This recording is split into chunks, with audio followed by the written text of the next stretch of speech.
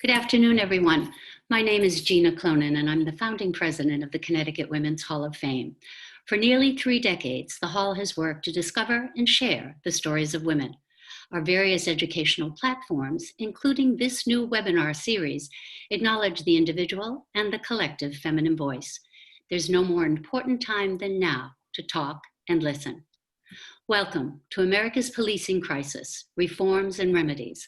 This will be a half-hour intimate and informative chat, followed by 15 minutes of your questions, which we encourage you to submit at any time during this webinar by simply clicking the Q&A bubble at the bottom of your screen. Our goal is simple, a virtual gathering to talk about today's important issues. We hope this will be a useful source of information while offering up helpful takeaways. Like all nonprofits, these are challenging times for us. Your support is invaluable. Help us continue to offer free virtual educational programs and curricula by donating today at www.cwhf.org. No gift is too small. And now, please welcome today's moderator, Vice Chair of the Connecticut Women's Hall of Fame Board of Trustees, Desiree Wolf. Thank you, Gina. I'm honored today to introduce Yale University and Yale Law School professor and renowned scholar in the multiple fields of law, sociology, policing, and the criminal legal system, and race and the law. Please welcome Dr. Monica Bell. Thank you, Desiree. Dr. Bell, I'd love to start this conversation going over a brief history of policing in America. Modern policing, as it's called, did not begin until the mid-19th century. But even before that, at our nation's founding, there was many different forms of policing, slave patrols. Can you talk us through both of those? Sure, right. So the traditional story that people tell about the founding of American policing begins in the late 19th century, so the late 1800s. And the idea is that a lot of these big city police departments started as a way of tamping down labor movements, actually. And so those are the kind of historical origins of the things that we call police departments. However, there's a much longer history of policing, and that history starts with things like slave patrol, so that were kind of existed in order to keep people who were enslaved in the American South in order and to catch fugitives. In addition to that, militias were part of the kind of historical origins of policing, as well as in some ways the US military, particularly on the frontier in terms of settlement and kind of settler colonialism. All of that is part of the longer history of policing before we started calling them police departments. 19th century policing, had corrupt and brutal elements. And in response to that, there was reform in the 20th century. And it came from the community, investigative commissions and committees focusing on problem areas. But the departments themselves also began to look inward. And police professionalism became a catchphrase. Can you explain that? Absolutely. So the big city police departments that I was talking about had this reputation and practices of nepotism, of corruption, and these things were well known. And interestingly, a lot of kind of legal officials also didn't defer to police and didn't really think of them as kind of a professional respected force. So there was a long history beginning in the early 20th century, roughly, of professionalization of the United States police forces. And critically, this is all very disparate. So there's local control, local governance of policing. There are many, many, many police departments, and there's no, now there's a little bit more federal control over what police departments do a little bit, but especially in those early origin times, there was really nothing. But, and this is similar to policing today, the big shifts we see in policing come less from a kind of a top-down legal mechanism and more from changes in the culture of policing, certain organizations, quote unquote best practices. These ideas are kind of drive policing. And so many aspects of professionalization occurred. Things like the development of the police, of the car, for example, actually contributed to many of the shifts we saw in terms of policing being omnipresent, and the kind of symbols we associate with policing. I should mention, I think we're going to talk about later, police unions are a big part of this professionalization push in the mid 20th century. But kind of the wearing of uniforms, the development of standards, the development of hierarchies, all of these pieces are what gave us a professional police force that started to be looked at as the primary mode of creating public safety throughout American towns and cities. Fascinating. The comment even about the impact of cars on policing. Dr. Bell, something else I've heard you mention before, broken windows policing. Can you explain that for our listeners? Yes. So this thing that we call broken windows policing is also referred to sometimes as quality of life policing. But the origins of the idea were this 1982 article in The Atlantic, actually. And this article basically argued that it talked about broken windows as being symbols of disorder in communities. And the idea was that if police dealt with these smaller issues that's kind of issues of quality of life or appearance, then that would head off and prevent violence. Now, this is a deeply flawed kind of theory, but really importantly, what this once this caught wind, so the article was 1982, but this idea of broken windows or quality of life policing really gained a lot more prominence in actual policing in the 1990s.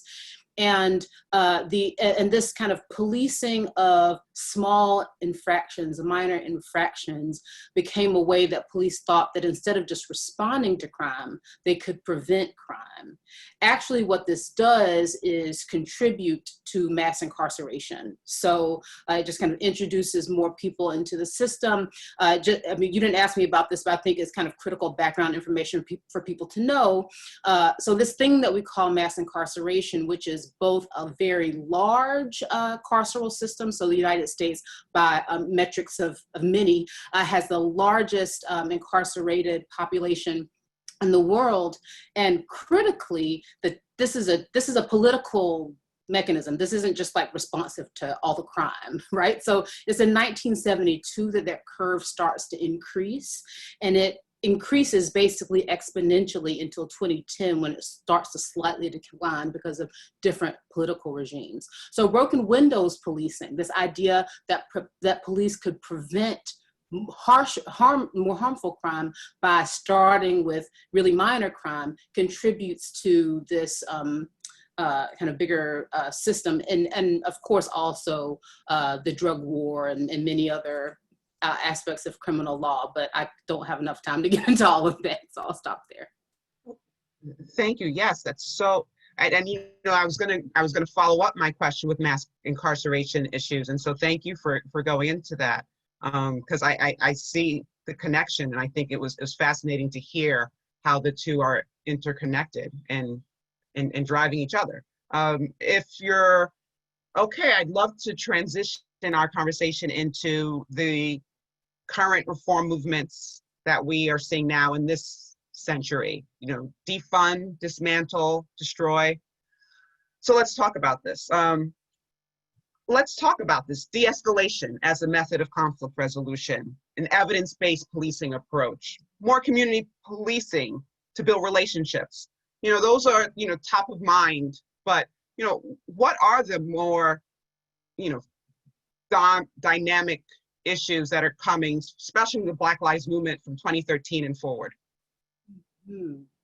Yeah, so you put so much on the table there. I think it might be helpful to I'm just going to say a little bit about a couple of those things in order to understand what Black Lives Matter is advocating for.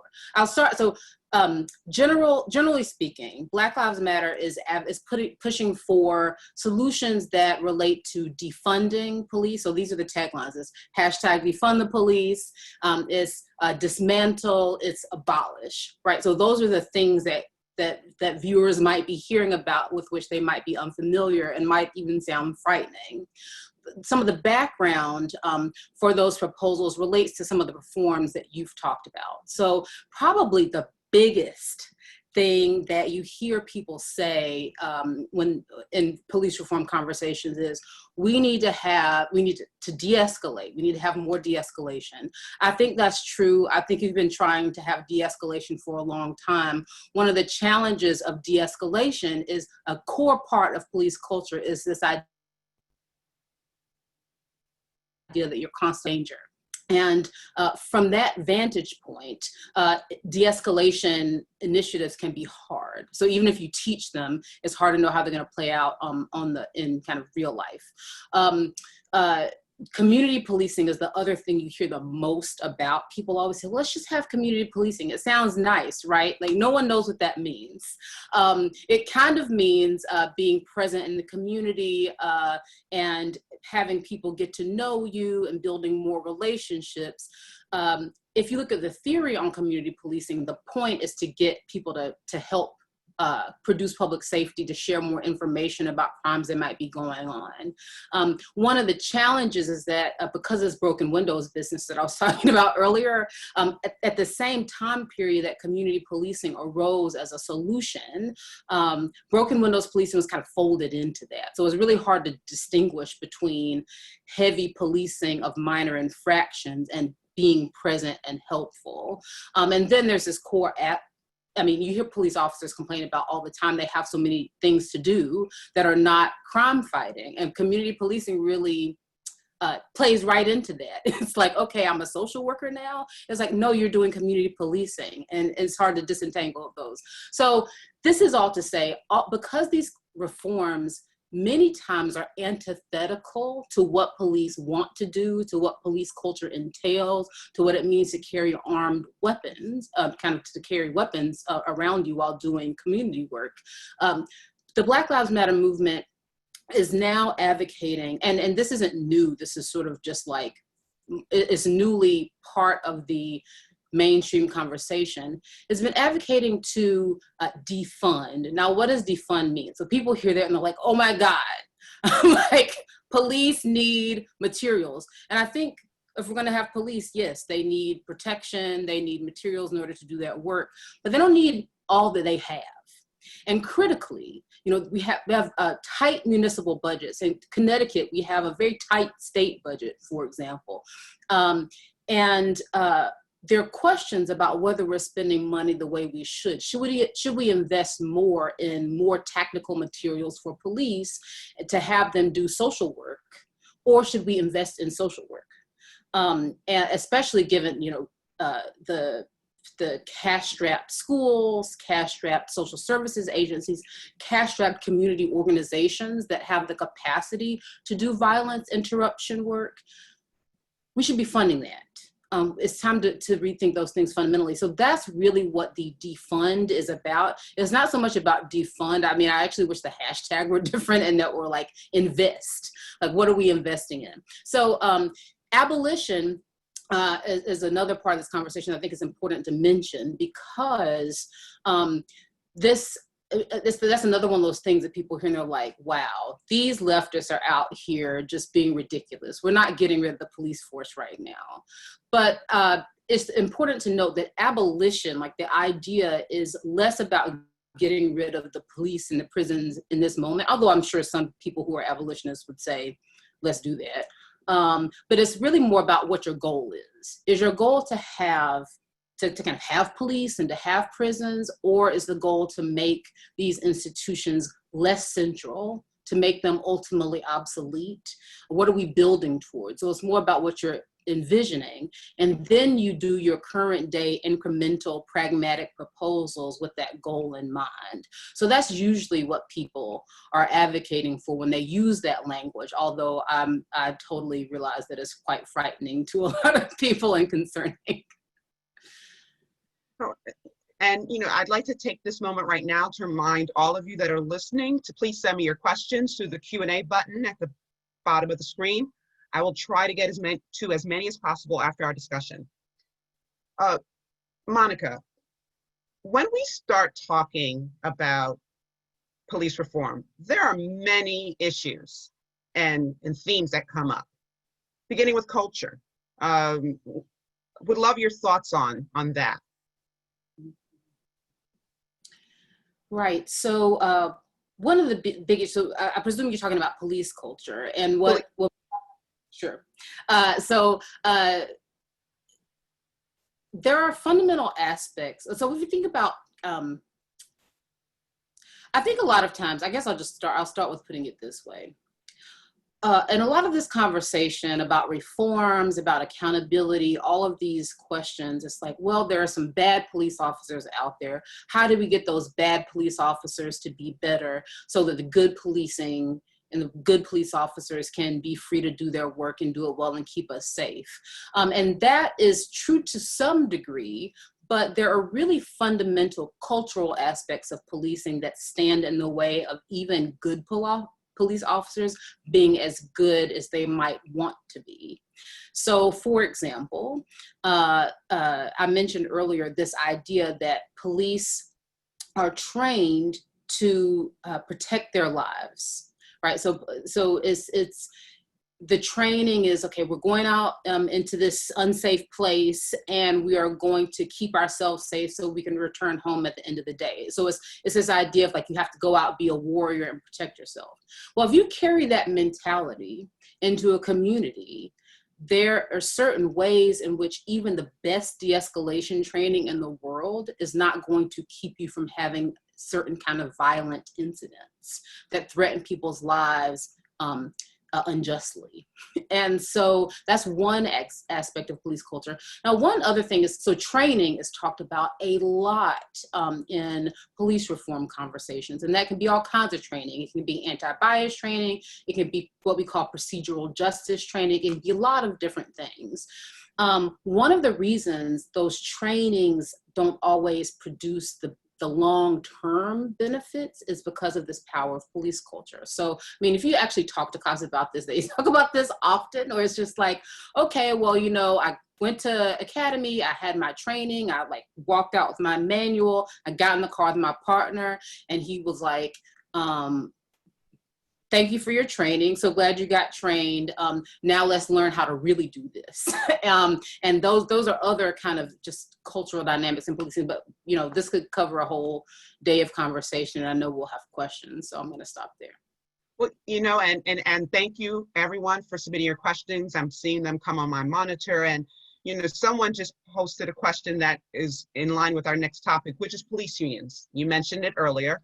We hear about the power of police unions and the lack of transparency and qualified immunity. So I'd love to steer the conversation to that. And can we talk about one without talking about another? And it would be great in your response if you would also give meaning behind qualified immunity. Sure.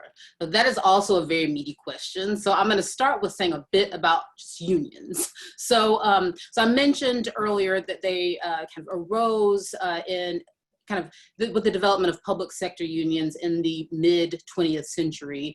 This is critical because even though police were developed to tamp down unions, really police unions became, and continue to be, even in an age of de-unionization, one of the most powerful remaining kind of ways that police organize themselves. So there are lots of different things unions do and can do. So they can advocate for better wages, safer working conditions. Those are some of the things that police unions advocate for. But police unions have also advocated for the protection of workers from facing the effect of grievances, and for the protection of workers for information being shared about them, for example, from one jurisdiction to another. There are ways that police unions go about ostensibly protecting their labor force in ways that are harmful to the general public. So this is part of the issue with transparency, for example. Many cities across America have developed civilian review boards to examine issues of police accountability and kind of grievances against police officers. Well, one of the things review boards might need in order to do their job well is information about what was going on with that officer. But review boards often have limited capacity to investigate, and one of the reasons they do is because of unions advocating against that transparency.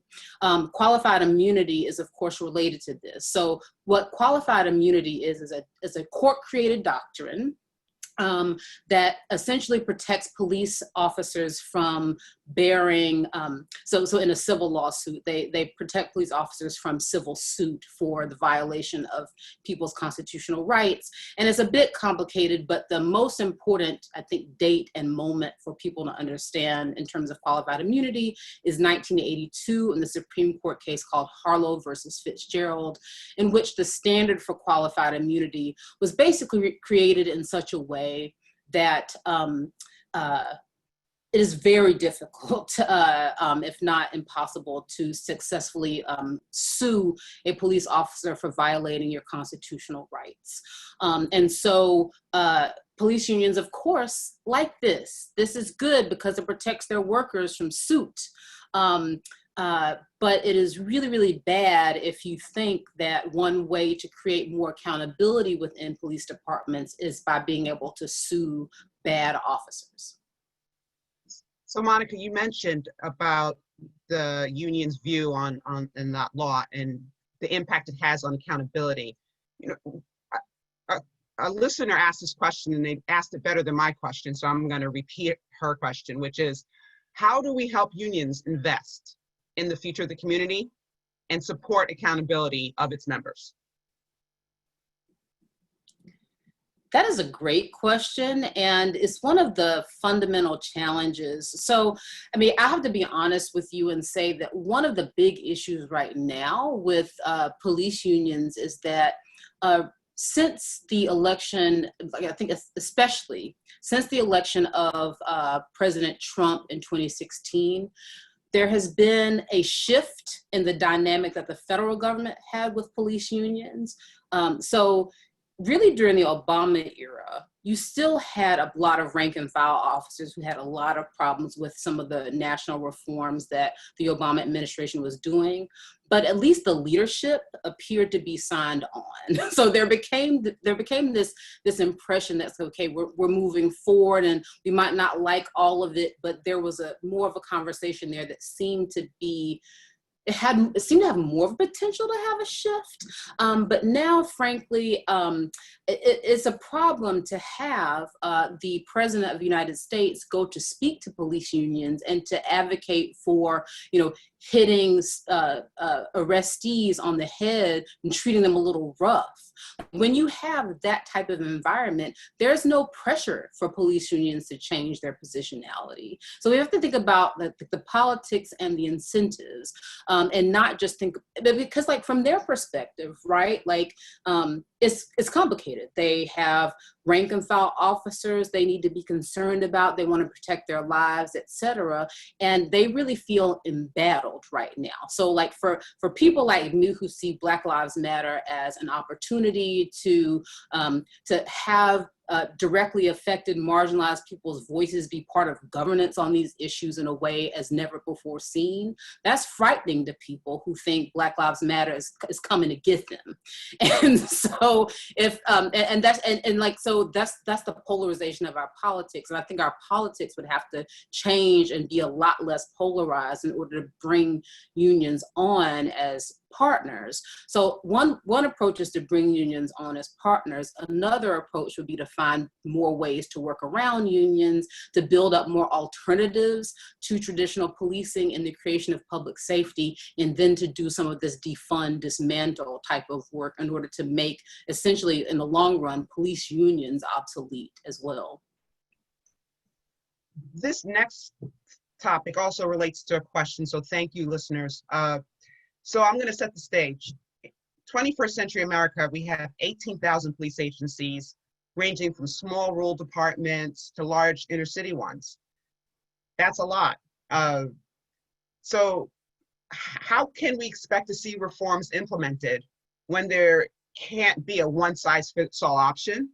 And would love if in your response you could show how those elements that you're talking about play out in Portland, Oregon situation. Okay, so that's a great question, and I'm going to actually start with answering it in the general form, and then we can talk about Portland, because I have to think about like how those fit together. But so there are 18,000 police departments. Essentially, what viewers should be keeping in mind is that means they're locally governed.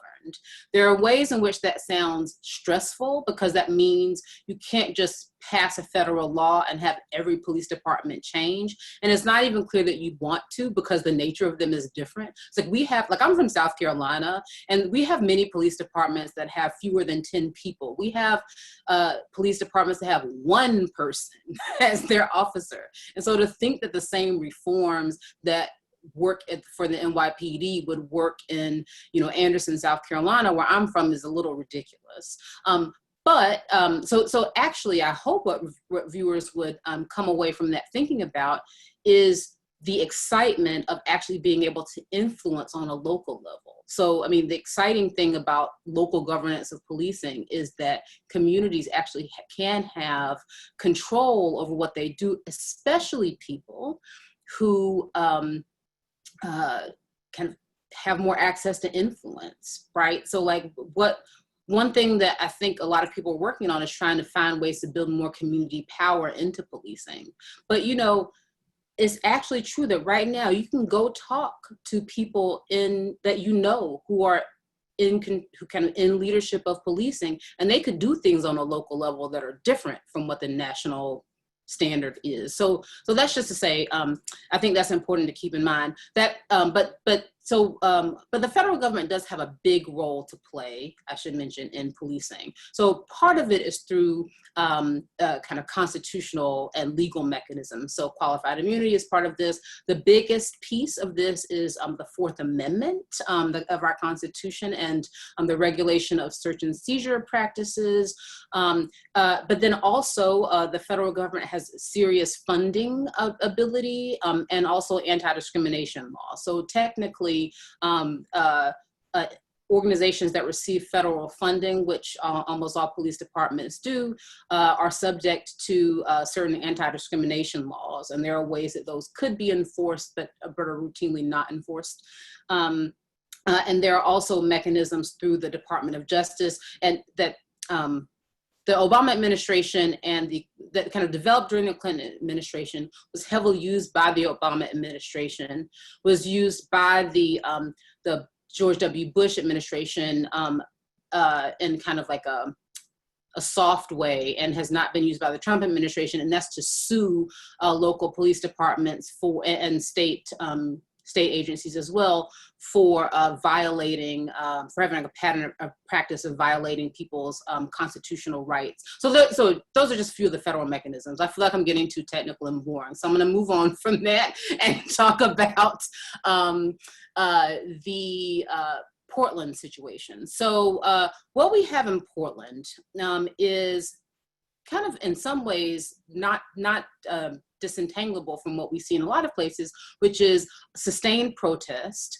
In the context of protest, there are complaints about law breaking, and those complaints about law breaking then empower people to call upon the police to intervene, and the federal government can send in forces to, and there's no such thing as a federal police force, but there are various federal law enforcement agencies, and they can go and kind of assist in this maintenance of order. And while theoretically that should be a thing that is okay, especially in the context of protests of police violence, and in the context of serious militarization of policing. And we're seeing basically military weapons used against American citizens for exercising their constitutional rights. One thing I'll note is that last night, the mayor of Portland was tear gassed. Like, that's how serious that's where we are. And so what we're seeing basically is a power that like on paper seems like it might be okay, being used in ways that are ultimately designed to quash protests and to quash the movement as it's playing out. And that, President Trump is threatening to do more of this. So I think maybe it's possible that Portland's only the beginning of a much longer tragic set of events.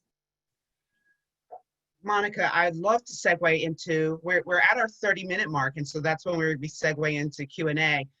Because I addressed two of the questions during our conversation, I'm going to go into one of two topics that we didn't get to cover, and then a lot of the questions that are coming up will address the others.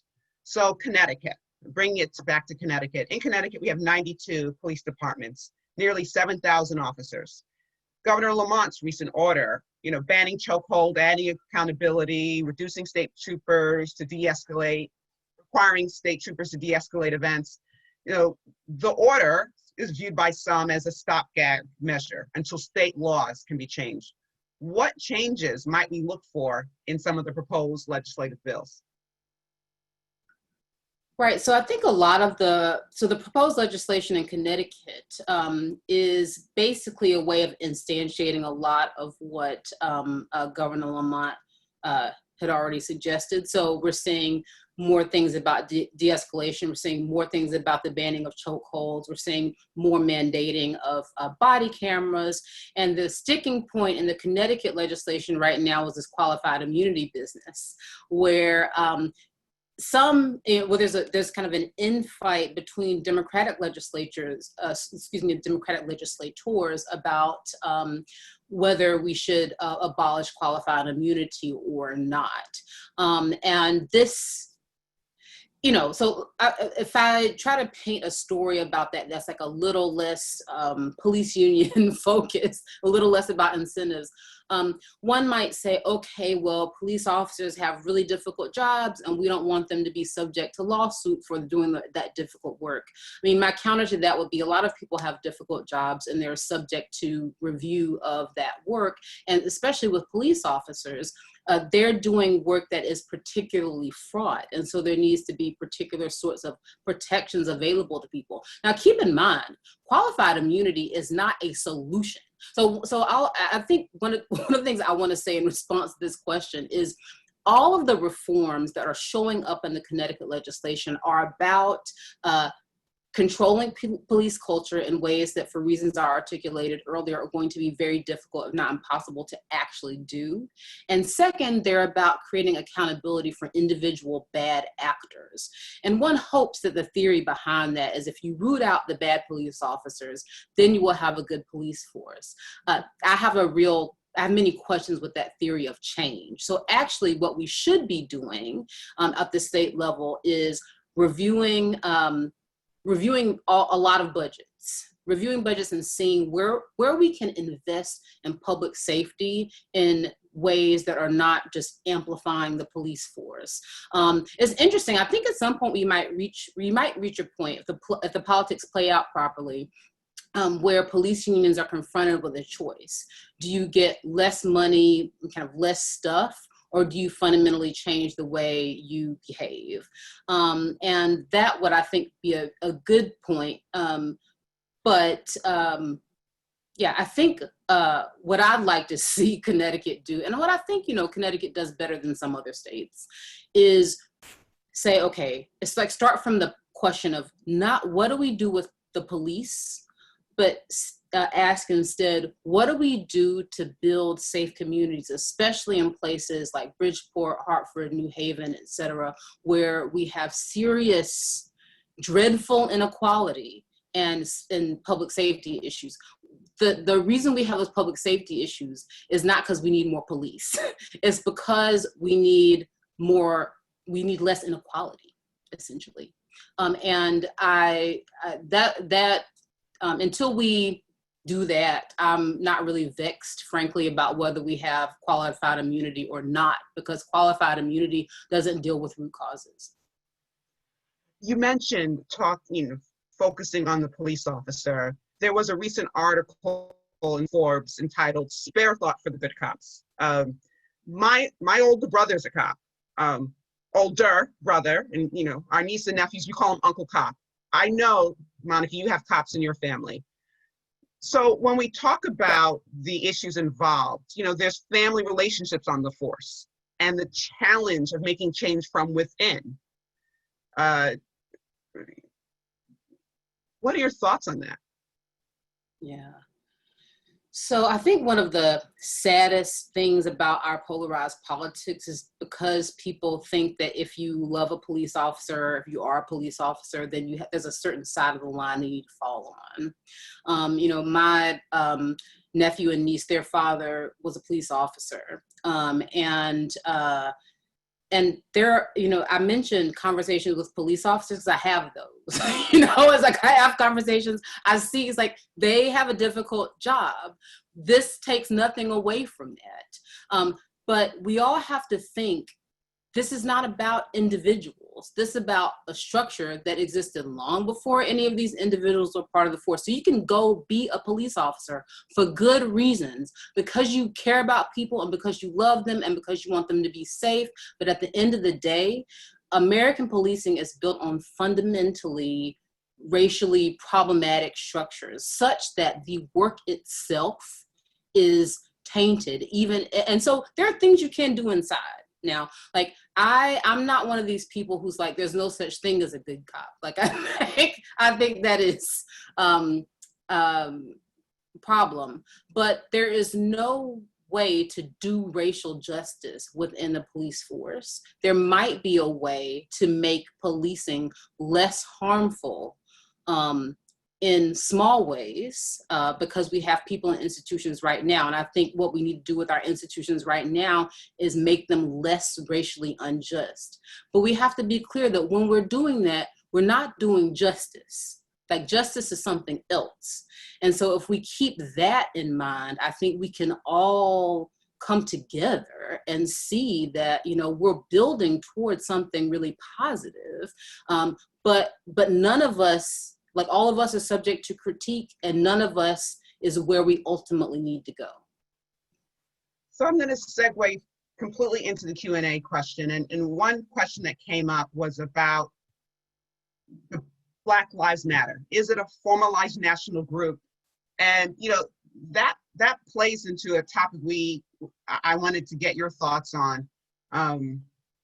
In addition to it is the Black Lives Matter group. It's about, what are their goals? And, one of the things the movement has really raised to the forefront is that there's also a requirement on those who are not opposed. And that's the definition of, what's being captured in white privilege. These are people who are not being oppressed, not opposed, oppressed in the system.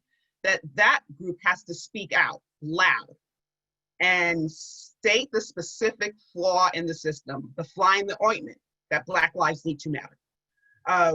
In terms of police reform, what does that mean for the movement? What are their goals as far as national police organizations? And even further, what role can citizens play based off of that example? Right, so that is a great set of questions. So one thing I think so Black Lives Matter is not a a singular organization or a movement, or like a singular movement. There are many different organizations, there are many different people, and I would not sit here and say that I can speak on behalf of BLM. But there are certain documents that exist that are helpful. So the Movement for Black Lives has a platform called the Vision for Black Lives.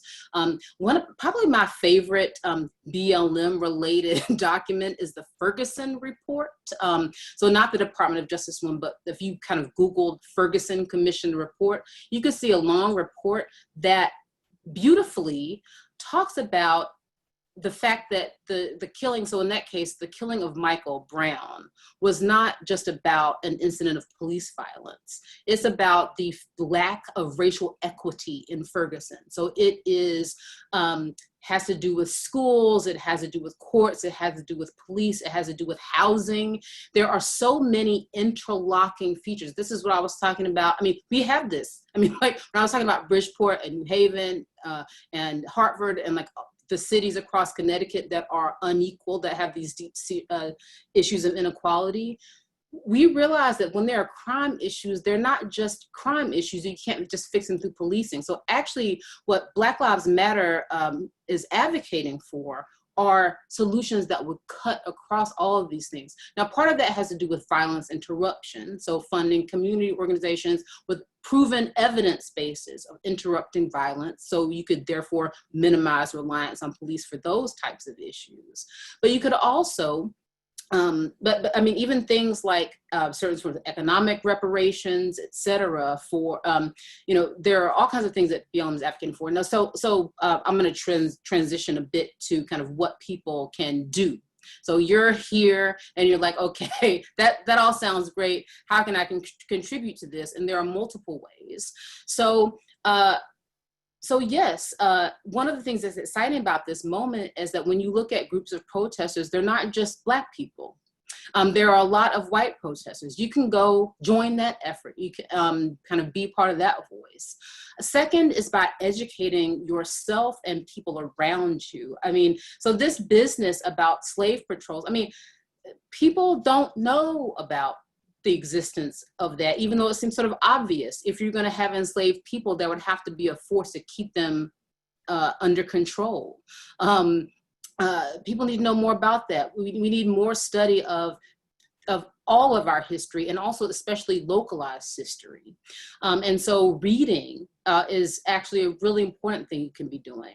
The other thing is, as I mentioned, police departments are locally controlled. That means that we all individually have a lot more power to directly influence what they do than we do on the federal government initiatives. That should be empowering, not disempowering. So go to community meetings, ask questions like, do you need funding to have this shield, or is there a way to put that funding toward a school, or put that funding toward a social service? Like, can we have social workers be doing some of this instead of having you do it, officer? Like these are questions that you can be asking.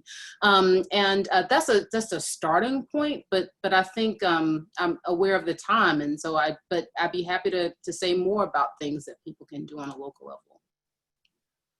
The last question I will offer up was from one of our viewers, wanting to know how you got interested in this subject area. So I don't consider myself to be a policing scholar. I'm really a scholar of racial inequality, and I kind of backed into policing focus because of that. I was a legal aid attorney in Washington, D.C., and I did my first research there while I was interviewing Black mothers about their experiences with the legal system. And as much as I asked them about family courts, welfare, all of these things, the police came up over and over again. And what I kind of realized through that direction is like police in certain communities are the government, right? So there are places in America where people are living in police states right now, especially Black and brown people. And that is a real fundamental injustice. It's a racial and a class injustice. And so I'm interested in rooting those out. And so police is really just a starting point into a much larger conversation about what we need to do as a society. Well, thank you, Dr. Bell. That's all the questions we have time for. Dr. Bell, this conversation has been enlightening, thought-provoking, informative. I've just been blessed by it, and so thank you. I'd like to remind all of our viewers that the webinar in its entirety will be available on your website, on our website at cdhf.org starting tomorrow. You can find all of our webinars on that website by clicking the What We Can Do on our homepage and then clicking webinars. I also want to tell you that the list of resources compiled with Dr. Bell's help will be there as well. Again, the Connecticut Women's Hall of Fame is dedicated towards documenting the stories from the perspective of women within Connecticut. And so this conversation has been enlightening and part of our foundation and platform. I encourage everyone to let people know about this webinar, to spend time and get access to all of the services and solutions that we offer, and also to consider contributing to the hall in this purpose. With that, I hope everyone has a great day.